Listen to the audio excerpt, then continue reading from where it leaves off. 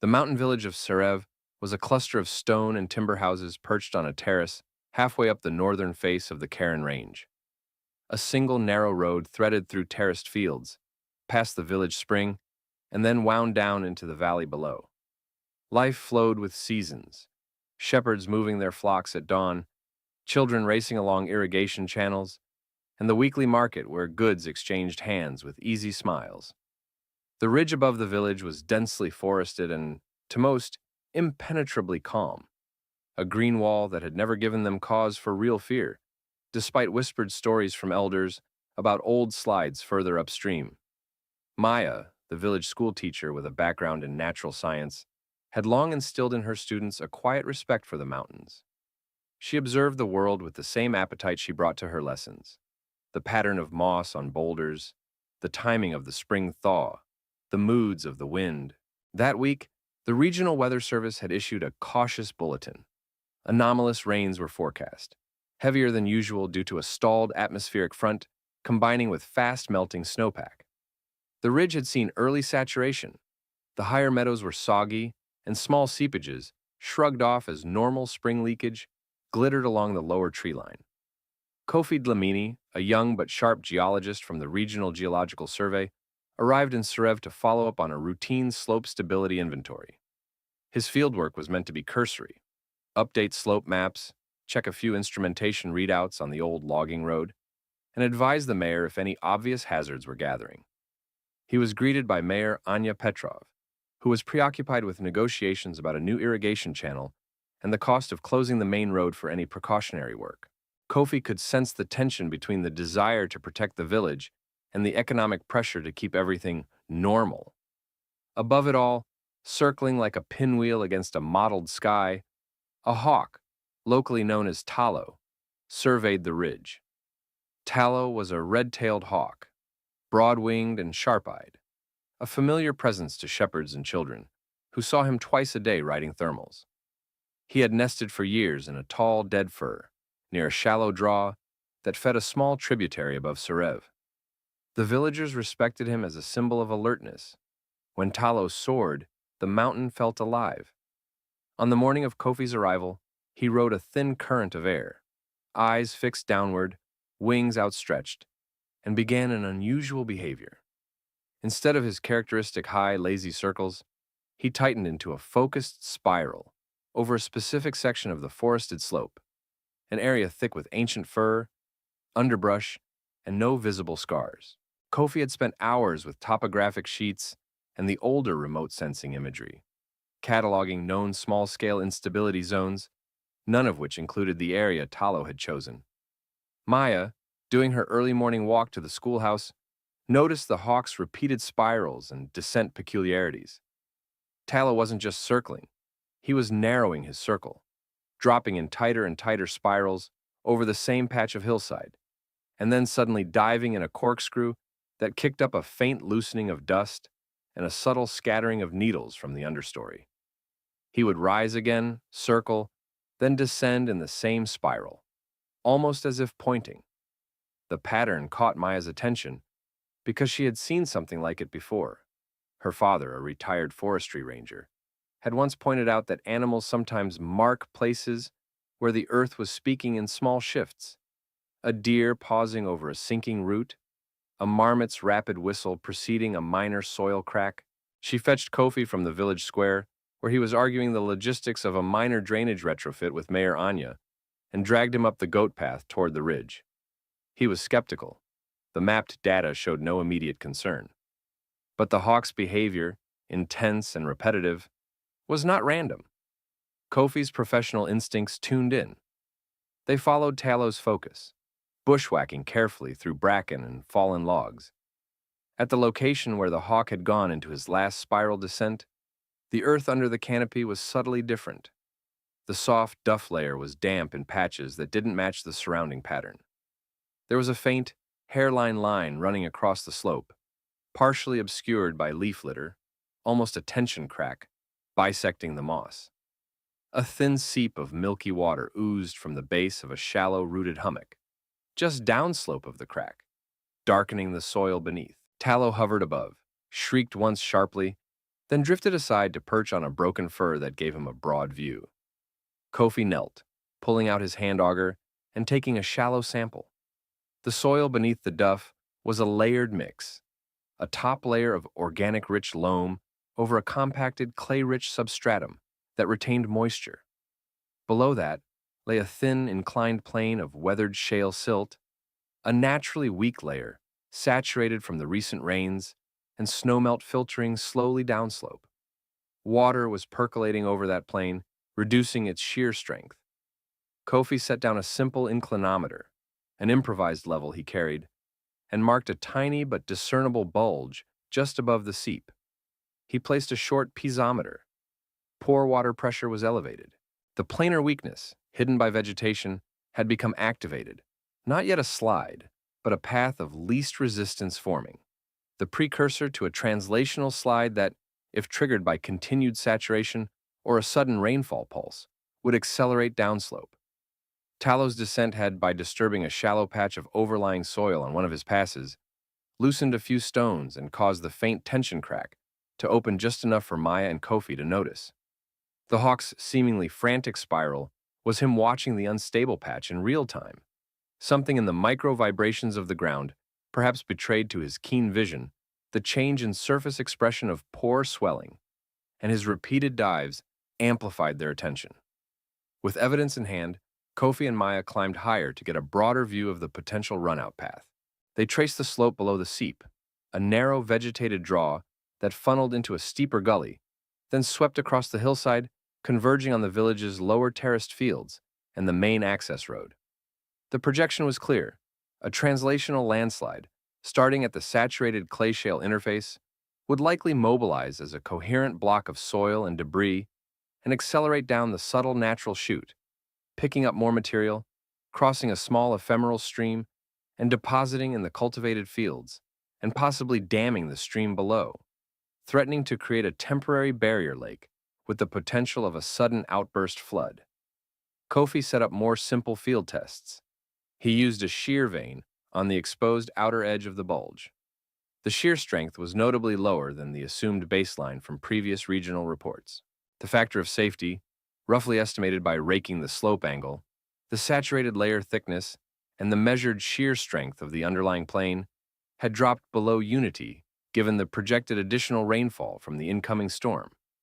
Maya took photographs, annotated the potential runout path on satellite-printed overlays, and noted the proximity to the village spring intake and the primary irrigation channel.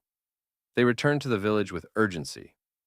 On the way down, Tallow trailed them for a moment in a high circling pattern, then released into a long, deliberate glide toward the village and perched where the terraced fields could be seen, as if watching the transmission of information. It was the kind of natural signal Maya interpreted internally as, "Pay attention now. This is the place." Mayor Anya convened an emergency council in the old communal hall. Kofi laid out the findings: the exposed weak plane, the elevated pore water pressure, the projected landslide path, and the landslide's likely consequences. Field destruction, blockage of the irrigation, road cutoff, and potential retention of debris in the small stream that fed the village's lower reservoir. He showed the annotated map, the crude stability estimation, and the photographic sequence of the seep and nascent tension crack. Maya translated the technical into local stakes. If this slope lets go during the upcoming heavy rain, the mud will come with force. It will take the road, choke the spring, and push water back into the terraces. That dam might burst. Skepticism surfaced. Old Simon, a farmer whose terraced plots sat directly in the projected deposition zone, argued that the mountains had swept down dirt before, and that nature always adjusted. The irrigation committee fretted about interrupting water flow. Closing the road or evacuating even a few families meant delaying the delivery of goods and losing market days. But Tallow's descent had been witnessed by several villagers, including 2 shepherd boys, who swore the hawk had been angry and pointing. Maya brought them in, letting them describe what they saw, and their vivid recollections, how the hawk's spiral dive ended with him rising and gliding directly to the village terrace like a marker, lent a cultural weight to the scientific warning. Faced with a combined social-technical argument, Mayor Anya made the call: a preemptive mitigation and evacuation plan. They would not full-scale evacuate the entire village, too disruptive, but the families in the lowest terraces, including Simon's, would temporarily relocate upslope into the schoolhouse and community hall. The irrigation channel would be shut, and sandbag diversion ditches would be constructed along the predicted flow path to steer any slide around critical infrastructure. Young men and women, under Maya and Kofi's direction, began cutting small trenches above the seep to try to relieve pressure, controlled drainage to lower the water table, while others reinforced the irrigation intake with a secondary bypass so the loss of the main channel wouldn't cripple the village if it were damaged. A simple early warning watch schedule was established. Two-person teams with radios would monitor the slope, look for crack propagation, and listen for deep rumbling or new seeps. The hawk, now a quiet emblem outside the hall, was framed in a small chalkboard sketch labeled Talos Signal to encourage children to keep an eye on the ridge. The storm arrived with the ferocity the forecast had hinted at. Prolonged heavy rainfall, tapering into sleet, and drenching the already saturated soils. The ridgeline above Sarev became a curtain of blurred green and gray as water fed into the shallow draw above the unstable patch. The controlled drainage trenches worked just enough to slow the increase in pore pressure, but the combined input of the storm, continuous infiltration from the snowmelt above, and the inherent weakness of the buried slide plane overcame the residual resistance. At around late afternoon, watchers on the slope reported a low, distant rumbling, a deep internal groan that grew faster than creaks of falling trees. The tension crack widened perceptibly. A long segment of the bulge began to slump as a coherent mass. Mud, roots, and vegetation released, sliding along the preconditioned clay shale interface. The translational slide initiated above the seep, gathering size as it moved, filling the narrow chute and surging with deceptive speed. Thanks to the earlier preparations, the debris flow encountered the diversion structures. The sandbag ditches and engineered deflection berms directed the lower portion of the slide around the most vulnerable terraces, splitting the flow into two smaller lobes instead of one catastrophic mass. The village road, which would have been directly in the slide's path, suffered only a localized washout where the slide's toe clipped it. A section of its shoulder was undermined but not seized entirely. The irrigation intake was bypassed by the secondary channel, and the spring's flow, temporarily disrupted, was later restored. The mass deposit dammed a small downstream tributary, forming a temporary pond, but the emergency team, already monitoring its formation, executed a controlled breach to release water slowly and prevent an outburst that could have sent a flood down into lower fields. The landslide's main volume settled into the pre-adjusted deposition zone. Crops in Simon's terraces suffered scour and burial, but thanks to evacuation, no lives were lost.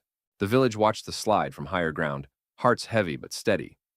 Tallow, silent and still, hovered above on a thermal, then released into a slow, deliberate circle, almost as if surveying the outcome before soaring away. In the days after, the immediate crisis receded into a heavy, damp calm. Kofi led a more thorough investigation. Instruments were installed permanently: proper piezometers, slope inclinometers, and a local weather gauge tied to a simple radio alert system. Engineers and villagers worked together to stabilize the remaining exposed slide head. Deeper drainage was implemented with subsurface horizontal drains, and a reinforced vegetative cover was planted to reduce future saturation. A buttress of rock and timber was placed where the initial failure had initiated to prevent retrogression. The temporary pond created by the landslide's dam was monitored, and a controlled spillway was cut to avoid sudden releases. The road was repaired with a widened foundation and built-in subdrainage. Maya turned the week into an educational module. Children drew sequences of Talos' flight, the exposed path, the slide, and the diverted debris. She compiled a simple watcher's guide: what unnatural animal behavior might mean, how small tension cracks feel underfoot, and how to report and respond without panic. The village's early warning network was formalized: a rotation of observers, a bell system in the hall to signal Slope Watch, and a protocol that linked Kofi's survey updates with local actions. The phrase "watch the spiral" entered local parlance as shorthand for "pay attention to the subtle alert before crisis."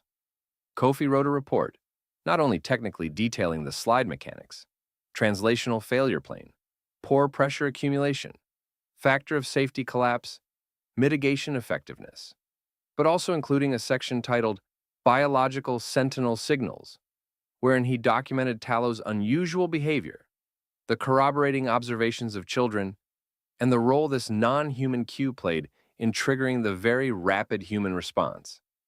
The Regional Disaster Office circulated a memo recommending that in similar terrain, community-integrated wildlife observation be included as a low-cost complementary surveillance layer.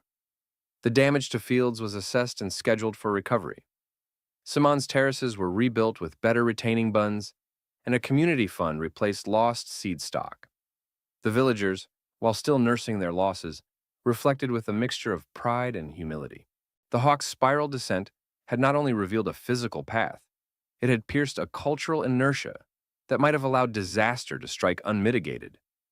In the years that followed, Sarev's relationship with the ridge changed. The landslide site became a managed slope with a small interpretive platform. A simple plaque was mounted. Here, a hawk's flight helped us see what the ground tried to hide. The spiral saved fields, lives, and memory. Watch, listen, prepare. Tallow's descendants, or perhaps new hawks, still rode thermals above the same draw. Children growing up learned to look up when the hawk tightened his circles, just as their grandparents had learned to watch early cracks in the earth. Kofi's report evolved into a training case for nearby mountain settlements. Teams from adjacent valleys came to study how the combination of local ecological awareness, rapid low-tech mitigation, and geotechnical intervention created a resilience template. Mayor Anya secured a regional grant for community-aware slope monitoring, blending sensor installations with the village's human network, trained watchers, school-based reporting, and wildlife observation logs. The irrigation channel was reconfigured with built-in emergency cutoffs. The road now had visual markers and emergency pullouts. The foundation reinforced where the slide had licked its edge. On a clear spring morning years later, Maya stood with a group of wide-eyed students on the terrace above the old slide. A young red-tailed hawk tightened into a spiral over the same patch of slope, then dipped, causing a tiny loosening of needles. One of the students pointed. Maya smiled. "He's just checking." So are we. The mountain, in its patient and shifting way, continued to change. The village's vigilance had become part of that change, less reactive, more woven into daily life. And somewhere above, in the updrafts, a hawk still circled, the memory of a spiral descent stitched into the shared story of how nature and people cooperated to survive.